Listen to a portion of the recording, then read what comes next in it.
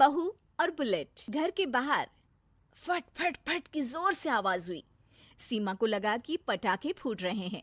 वो डर के मारे घर से बाहर निकली। देखा तो सामने योगेश यानी कि पतिदेव एक बुलेट बाइक पर बैठे हैं। अरे डर गई क्या? बाइक लेकर आया हूँ तुम्हें घुमाने के लिए। सच में? मुझे लगा पटाखे फूट रहे हैं।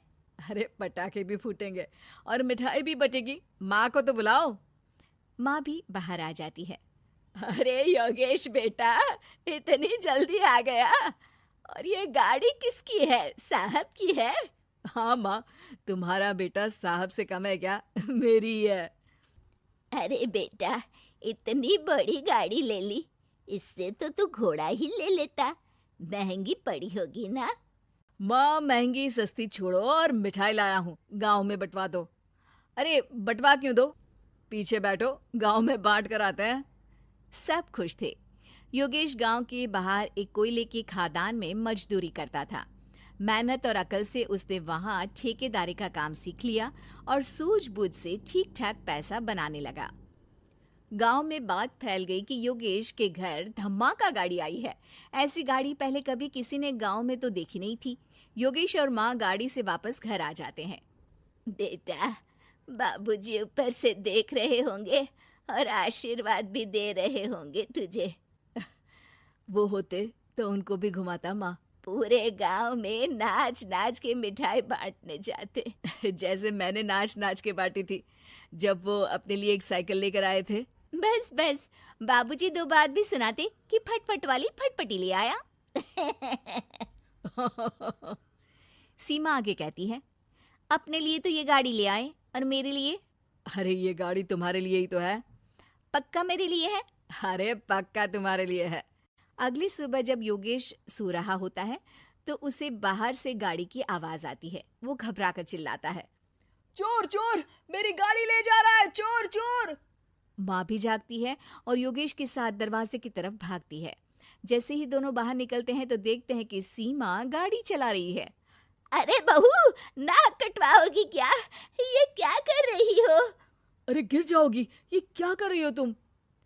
सीमा गाड़ी को रोक कर कहती है, सारे गांव में घुमा लाई, कहीं नहीं गिरी। क्या? सारे गांव में घुमा लाई? अरे लोग क्या कहेंगे बहू? सोचा क्या एक बार? यही कहेंगे कि कितनी अच्छी गाड़ी है। अरे तुम्हारे बारे में। हाँ, कहेंगे ना कि देखो कितनी अच्छी गाड़ी पर बैठी है। बहू गाड़ी रखकर योगेश और सासू माँ के पास जाती है। तुमने कब गाड़ी चलाना सीखा? हमारे बाबूजी के पास पुरानी स्कूटर थी, सीख ली। फिर स्कूल में एक मास्टर जी भी ऐसी ही गाड़ी लेकर आते थे, उन्होंने सिखा दी। हाँ, स्कूल के मास्टर आजकल यही सब तो सिखा रहे हैं। पढ़ाई का कुछ सिखाते तो कुछ भला होता। अरे बहू, अब गाड़ी मत चलाना। हमारे परिवार में कभी किसी औरत ने पीछे से आगे की सीट पे आने की हिम्मत नहीं की है। तुम भी मत करना, समझी? जी समझ गई माँ जी। सीमा सास की बात सुनकर चुपचाप रसोई में जाकर उदास होकर खाना पकाने लगती है। सास सुबह सुबह मंदिर से पूजा करके लौट रही होती है। तभी उसे दो औरतें रोक लेती हैं और कहती हैं, अरे बहू को थोड़े अच्छे लक्षण भी सिखा दो। गाड़ी चलाने निकली थी, गांव की मर्यादा का कोई ख्याल नहीं है। वही तो। अरे पैसे आने लगे हैं तो क्या मतलब कि किसी रीति रिवाज को नहीं मानोगे? अरे समाज में रहना है तो समाज के ढंग से ही रहना पड़ता है। अरे लाज भी नहीं आई बहू को? चूल्हे चौके से निकलकर सीधे गाड़ी लेकर चौराहे चबूतरे नाप लिए, फट फट फट करते हुए। अरे कुछ कह देना उसे। अरे ये क्या कहेगी? बूढ़ी सास है, इनकी थोड़ी ना चलती होगी घर में। हाँ, बहू की ही चलती होगी, मर्जी भी और गाड़ी भी। सास सब सुनकर घर आती है और बहू को चिल्ला के बुलाती है, अरे नाक कटवा दी सबके सामने गाड़ी चलाकर। औरत जात गाड़ी नहीं चलाती। शहरों में तो 4 पहियों वाली गाड़ी भी चलाती हैं और हेलीकॉप्टर, हवाई जहाज भी। शहर में थोड़ी ना रहती हो मैडम साहिबा। आज के बाद गाड़ी से ही नहीं, यूं भी निकलना बंद तुम्हारा घर से।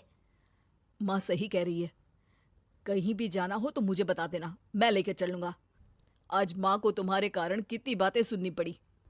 इतना कहते हुए योगेश वहां से चला जाता है। बारिश की वजह से कारखाने के रोड पर कीचड़ रहता है, इसीलिए योगेश गाड़ी घर रख कर जाता है और किसी से लिफ्ट लेकर कारखाने पहुंचता है ताकि नई गाड़ी गंदी ना हो।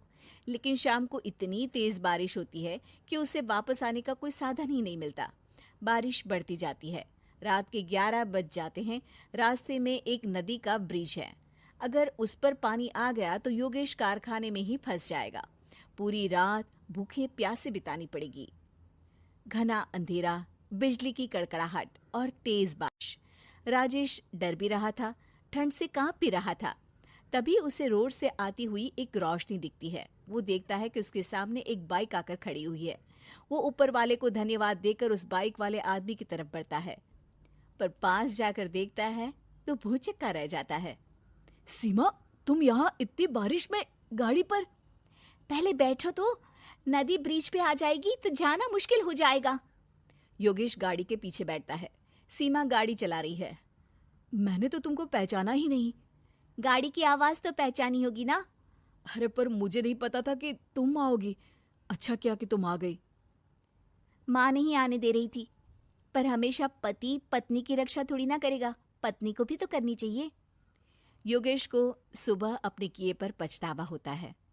उसकी आंख में आंसू आ गए जो बारिश की बूंदों में बह गए थे। उसके बाद सीमा को सास ने और योगेश ने खुशी खुशी समाज की सीमा लांघने की मंजूरी दे दी।